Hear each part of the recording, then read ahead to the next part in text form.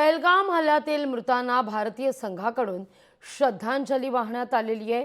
केशव उपाध्ये म्हणतात हेच खरे अस्सल वाघ असं देखील केशव उपाध्ये यांचं म्हणणं आहे। पहलगाम हल्ल्यानंतर उद्धव ठाकरे सुटीत रमले अशी टीकाही उपाध्ये यांनी केली आहे।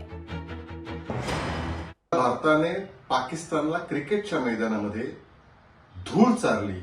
क्रिकेटच्या सर्व क्षेत्रामध्ये भारतीय संघाने पाकिस्तानला पाणी पाजत विजय मिळवला आणि विजय मिळवल्यानंतर पाकिस्तानच्या खेळाडूंची दखलही न घेता भारतीय संघ पुढे निघून गेला।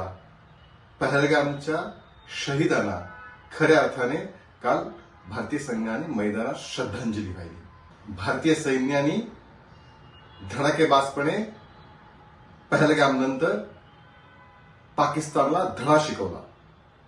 काल भारतीय क्रिकेट संघानेही तेच केलं।